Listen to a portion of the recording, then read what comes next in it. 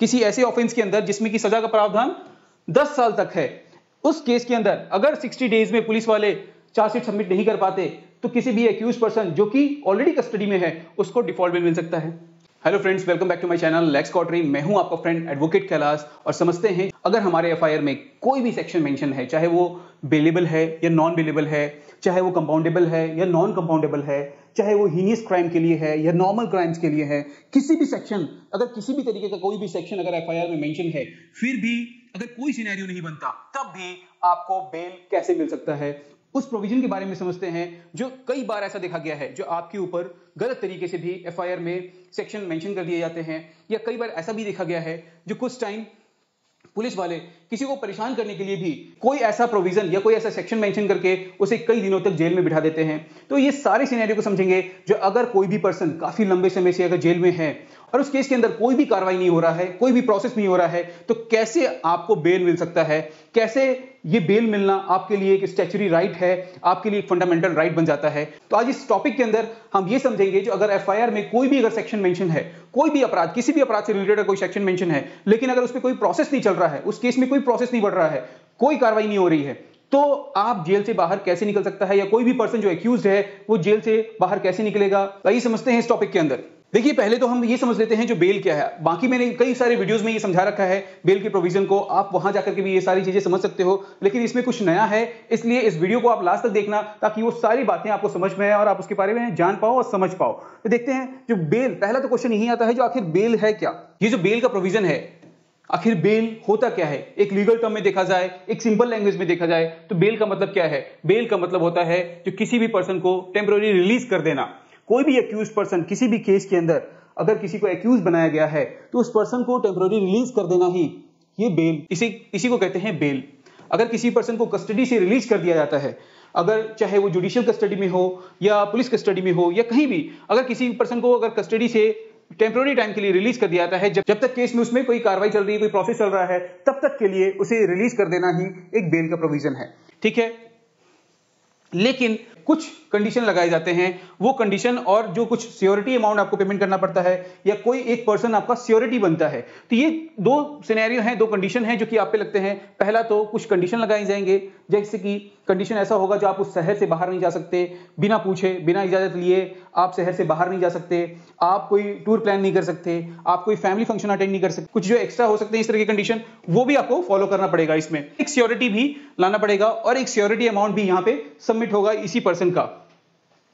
With in trial और investigation. अगर उस केस के अंदर जब तक ट्रायल या इन्वेस्टिगेशन हो रहा है तो बेल को हमने कैसे समझा, जो बेल अगर किसी भी एक्यूज पर्सन को अगर कस्टडी से टेम्पररी टाइम के लिए अगर रिलीज कर दिया जाता है कुछ कंडीशन लगा करके, तो उसे ही हम बेल कहते हैं। क्योंकि जो अगर प्रिंसिपल देखा जाए बेल का, तो बेल का जो है वो हमेशा प्रिंसिपल ये होता है जो हम प्रिजम्पशन में ही चलते हैं, जो सामने वाला पर्सन इनोसेंट ही होगा, उसे इनोसेंट देख के ही काम करते हैं। साथ ही क्योंकि एक पर्सन जो है वो इनोसेंट तब तक होता है जब तक वो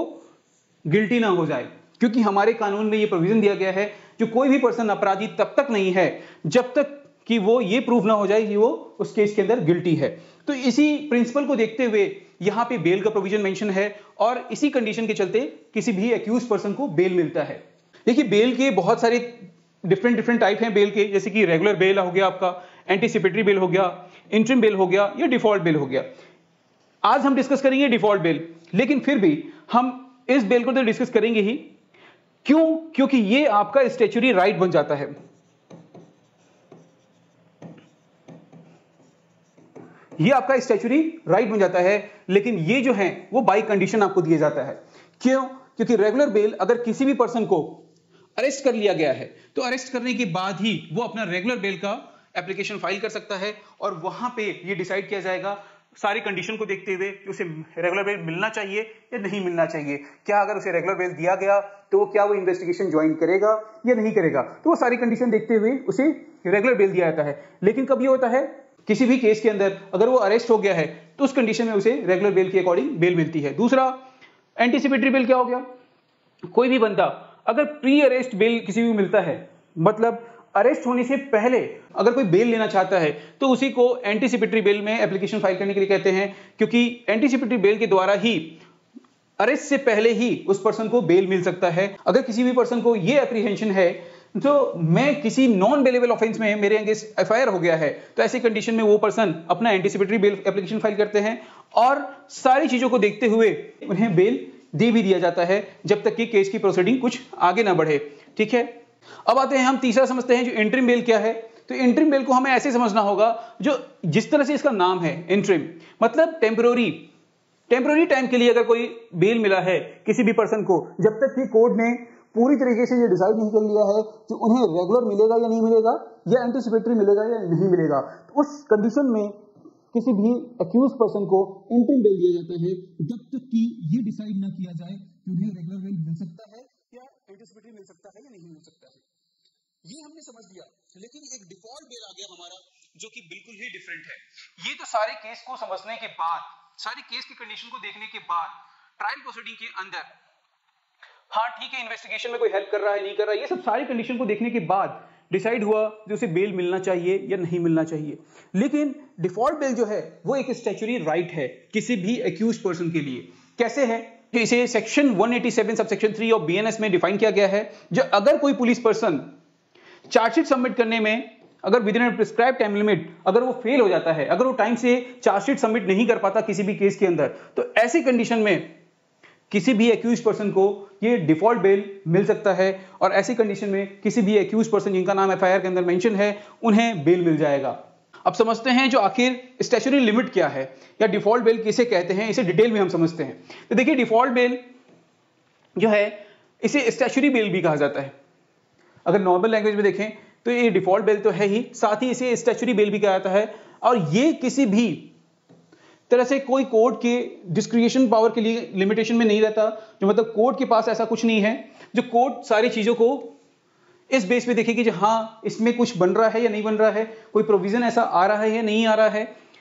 ये चीजें नहीं देखी जाएगी। सिर्फ कुछ बातों को ध्यान में रखा जाएगा, जो एक्यूज क्या कस्टडी में है या नहीं है। ठीक है, एक्यूज कस्टडी में है या नहीं है, और पुलिस पर्सन जो है वो क्या chargesheet with in time limit जो 60 डेज और 90 डेज है, ये भी हम आगे समझेंगे। जो आखिर 60 डेज और 90 डेज का जो प्रोविजन है वो किस कंडीशन के लिए है। तो अगर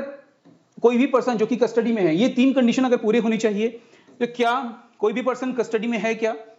अगर कोई पर्सन कस्टडी में है तो आ गया ये डिफॉल्ट बेल का प्रोविजन। साथ ही अगर पुलिस पर्सन फेल हो गए चार्जशीट सबमिट करने में within a time limit, दूसरा कंडीशन फुलफिल हो गया। तीसरा, accused can apply bail and ready to furnish the security. देखिए ये तीन कंडीशन है जो यहां पे कोई किसी भी एक्यूज पर्सन को बेल मिल सकता है। पहला तो वो कस्टडी में होना चाहिए, दूसरा चार्जशीट जो है उस केस के अंदर वो पुलिस पर्सन के द्वारा टाइमली अगर फाइल नहीं किया गया 60 डेज या 90 डेज के अंदर, तो उसे डिफॉल्ट बेल मिल सकता है। और तीसरा कंडीशन ये आ गया, तो जब भी वो डिफॉल्ट बेल लेने जाएंगे, जब भी अप्लाई करेंगे बेल के लिए, तो उनके पास एक श्योरिटी हो, जो भी श्योरिटी का कंडीशन दिया जा रहा है कोर्ट के द्वारा, वो उसे फुलफिल कर पाए। अगर ये तीन कंडीशन फुलफिल करते हैं कोई भी पर्सन, तो ऐसी कंडीशन में किसी भी पर्सन को जो कि उस केस के अंदर एक्यूज्ड हैं उन्हें डिफॉल्ट बेल मिल सकता है। अब समझते हैं जो ये 60 डेज और 90 डेज क्या है। सेक्शन 187 सबसेक्शन 3 के अंदर जो बीएनएस में डिफाइन किया गया है, जिसे कि रिप्लेस किया गया है सेक्शन 167 सबसेक्शन 2 सीआरपीसी के अंदर, इससे ये रिप्लेस हुआ है। अब नए में हम जब भी पढ़ेंगे तो हम बीएनएसएस पढ़ेंगे, तो इस कंडीशन के अकॉर्डिंग 187 सबसेक्शन 3 के अंदर ये प्रोविजन है। और जो 60 डेज और 90 डेज की जो लिमिट दी गई है, वो 60 डेज की लिमिट है for offence punishable up to the 10 year. मतलब किसी ऐसे ऑफेंस के अंदर जिसमें की सजा का प्रावधान 10 साल तक है,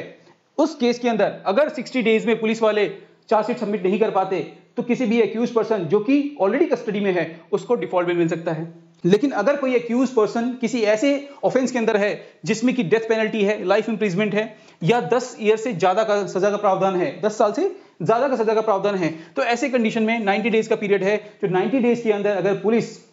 पर्सन के द्वारा चार्जशीट अगर टाइम से सबमिट नहीं किया गया, 90 डेज के अंदर सबमिट नहीं किया गया, किसी भी अपराध के अंदर अगर उस पर्सन को अरेस्ट किया गया है, तो उसे यहां पे डिफॉल्ट बेल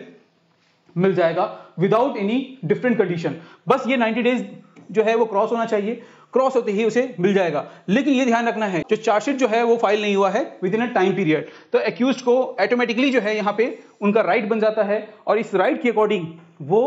इजिली अपना जो है वो डिफॉल्ट बेल ले सकते हैं। अब नॉर्मली ये नॉर्मल बेल से ये कैसे डिफरेंट है, तो मैं आपको समझा दूं। देखिए, इसमें कोई भी एक रवि कुमार जो है, जो कि अरेस्ट हुआ है किसी चोरी के केस में, और वो कह रहा है जो वो इनोसेंट है, लेकिन इस केस में अगर ये नॉर्मल रेगुलर बेल फाइल किया गया है तो ऐसी कंडीशन में क्या चेक किया जाएगा, जो केस का फैक्ट क्या है, एफआईआर में क्या मेंशन है, एविडेंस क्या है, साथ ही और भी चीजें, जो क्या उसे रेगुलर बेल दिया जा सकता है या नहीं दिया जा सकता है। एक छोटे अपराध में, एक चोरी जैसी अपराध में अगर किसी पर्सन को अरेस्ट किया गया है और वो कस्टडी के अंदर है, तो उसमें भी अगर रेगुलर बेल फाइल किया गया तो सारी कंडीशन को चेक किया जाएगा। लेकिन डिफॉल्ट बेल में अगर कोई भी पर्सन किसी सीरियस केस में भी, मान लेते मिस्टर अनिल यहाँ पे जो अरेस्ट किए गए हैं किसी सीरियस केस में भी, और वो 90 डेज से भी ज्यादा से वो जेल के अंदर है किसी भी सीरियस केस के अंदर, तो ऐसी कंडीशन में अनिल को ऑटोमेटिकली जो है वो इंटाइटल हो जाते हैं सेक्शन 187 सेक्शन 3 के अंदर, जो अपना डिफॉल्ट बेल अप्लाई करें, और ऐसी कंडीशन में उन्हें डिफॉल्ट बेल मिल सकता है। मतलब ये हुआ, जो अगर किसी भी सीरियस ऑफेंस में भी अगर किसी पर्सन को एक्यूज माना गया है और उसे अरेस्ट किया गया है, तो वैसी कंडीशन में भी अगर पुलिस पर्सन के द्वारा टाइमली अगर चार्जशीट सबमिट नहीं किया गया विद इन 60 डेज और 90 डेज, तो ऐसी कंडीशन में किसी भी एक्यूज पर्सन को जो कि कस्टडी में है उन्हें डिफॉल्ट बेल मिल सकता है, और ये डिफॉल्ट बेल उनका राइट है, उसके लिए कोई भी कंडीशन देखने की जरूरत नहीं पड़ती। तो मुझे लगता है जो ये डिफॉल्ट बेल आपको बहुत अच्छे से समझ में आ गया होगा, लेकिन फिर भी अगर कोई क्वेश्चन रह गया है तो आप मुझसे कमेंट में मेंशन करके पूछ सकते हैं। बाकी आपको ये इन्फॉर्मेशन कैसा लगा, अगर ये इन्फॉर्मेशन आपको अच्छा लगा हो तो वीडियो को लाइक करें, चैनल को सब्सक्राइब कर लें, ताकि इस तरह की इन्फॉर्मेटिव वीडियो आप तक सबसे पहले पहुंच पाए। Thank you so much.